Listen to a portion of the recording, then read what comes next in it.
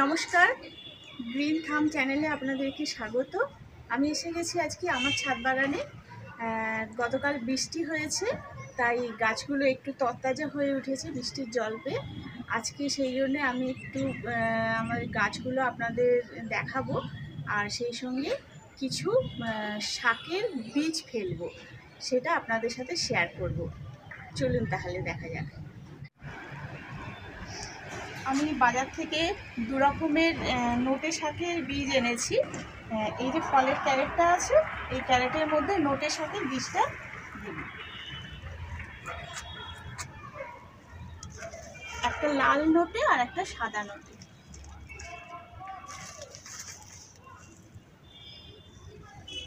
এইটা আর একটা দিয়ে দিই।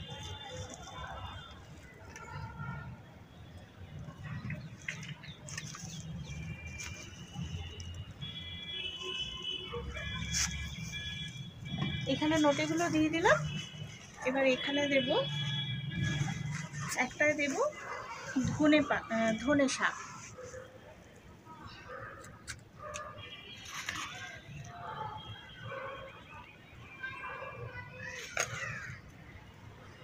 ধনে শাক আমাদের খুব বেশি লাগে না, একটাতে দিলেই হয়ে যাবে মোটামুটি। আর এই দুটোয় দেব, এই দিচ্ছি পালং শাক।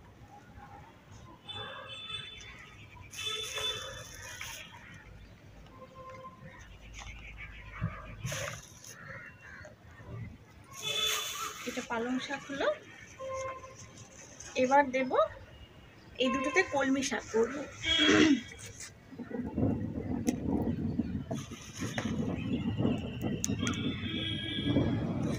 অলরেডি আকাশ ডাকা শুরু করেছে, আবার মনে হচ্ছে ছেপে বৃষ্টি আসবে। সবগুলো দেওয়া যাবে না। পালং শাক একটাতে দিয়েছি, এটাই দেব।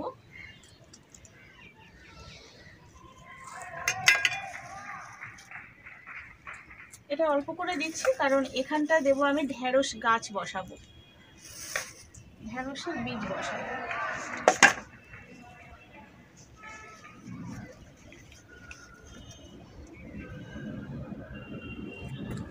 যেহেতু বৃষ্টি হয়েছে, মাটিতে ময়েশ্চার আছে, সেই জন্য আর বীজগুলো ভিজানোর দরকার হয়নি। সবগুলো বীজে তো হয় না, সেই জন্য একটু বেশি করেই দিয়ে দিচ্ছি।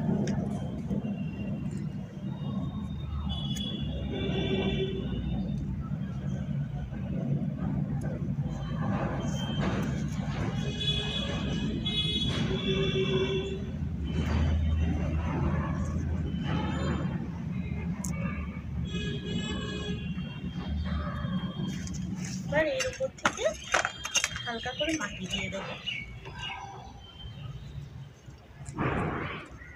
একদম হালকা করে, যাতে বীজগুলো ঢাকা পড়ে যায়।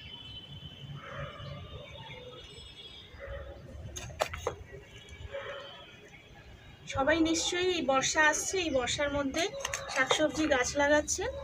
এখন তো অতটা ফুল গাছ হয় না, এখন সবজি গাছটাই সবাই করতে ভালোবাসে।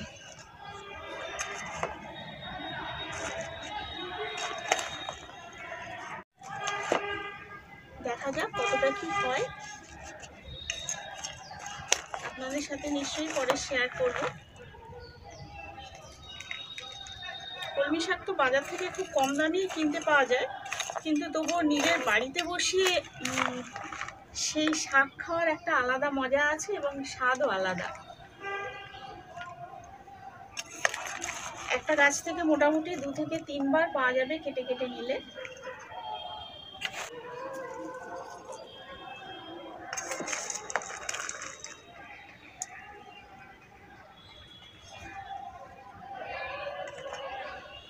এবার করতে হবে কি, এইগুলোতে একটু, আমার স্প্রেয়ারটা খারাপ হয়ে গেছে, আমি তাই হালকা করে হাত দিয়েই জল দিয়ে দিচ্ছি। আপনাদের যদি স্প্রেয়ার থাকে, আপনারা স্প্রেয়ার দিয়ে জলটা স্প্রে করে দিলে ভালো হয়।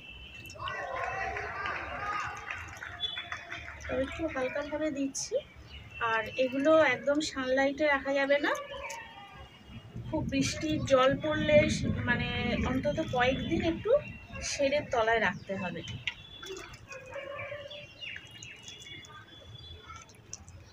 বা কোনো ভিজে কাপড় দিয়ে যদি এর ওপর একটু ঢাকা দিয়ে রাখা যায় তাহলে বৃষ্টির জলও পড়বে না আর ডাইরেক্ট সানলাইটটাও লাগবে না, তাতে কিন্তু জার্মিনেশনটা খুব ভালো হবে।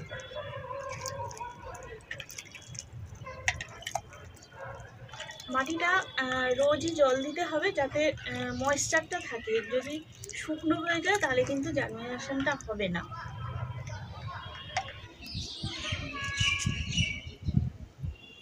আমার ছাদ বাগানটা একটুখানি ঘুরিয়ে দেখিয়ে দিই। পর্তুলাকাগুলো এখন বিকেলবেলা তো সেই জন্য ঘুমিয়ে পড়েছে। এই যে আমার মধুমালতী, এখানে ফল গাছগুলো একসাথে করে রেখেছি, মানে কিছু ফল গাছ নতুন এনেছি সেই জন্য এখনও রিপোর্ট করা হয়নি।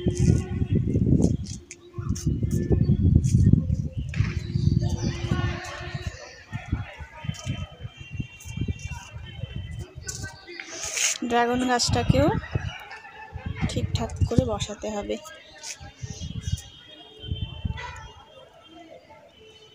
এখন তো সব গাছে ফুল নেই, এই একটা বোগেনভেলিয়া গাছেই ফুল আছে শুধু।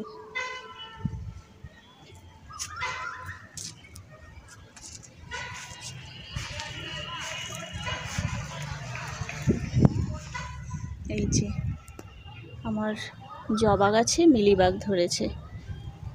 এই মিলিবাগ ধরলে আমি যেটা করি সেটা হচ্ছে জলের সাথে একটু শ্যাম্পু মিশিয়ে সেই শ্যাম্পুর জলটা দিয়ে এগুলো ঘষে ঘষে তুলে দিই। শুধু মিলিবাগ না, পিঁপড়েও আছে, মানে 2-1 দিনের মধ্যে এটা ট্রিটমেন্ট না করলে খুব ফুল হয়, সেগুলো আর কিচ্ছু পাবো না।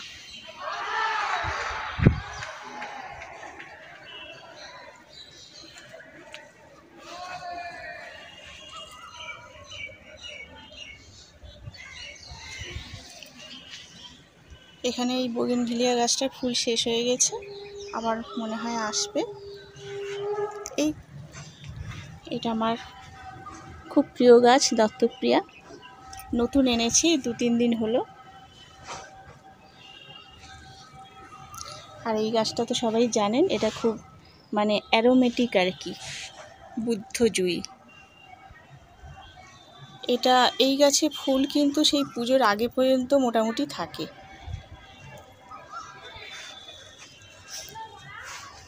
এটা ড্রাগন গাছটা স্ট্রাকচারটা করতে হবে, এর ওপর যেহেতু উচ্ছে গাছটা উঠে গেছিল সেই জন্য গাছটা একটু অপুষ্টিতে ভুগছে এখন। আর যেটা দেখানো সেটা হচ্ছে রেমালের পর আমি কিছু বীজ ফেলেছিলাম, কুমড়ো গাছ, লাউ গাছ। এখানে এই পুঁই গাছটা তো আমি করেছিলাম, মানে বাজার থেকে কিনে এনে শিকড়টা বসিয়ে দিয়েছিলাম, তাতে এই পর্যন্ত হয়েছে। এখানে ঝিঙে গাছটা হয়েছে মোটামুটি। এবার বৃষ্টিটা যদি আসে ঠিক মতো তাহলে আশা করছি সবজি গাছগুলো ভালোই হবে।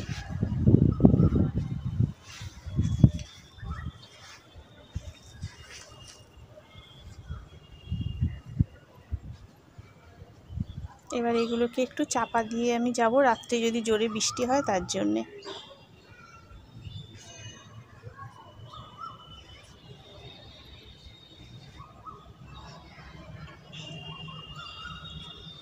এটা আমার খুব প্রিয় কালার।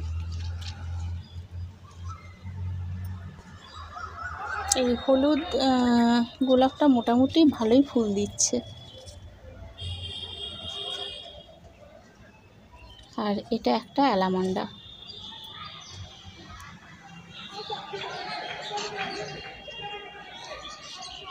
এই জামরুল গাছটা নতুন এনেছি, দেখা যাক পরের বছর যদি ফল পাই।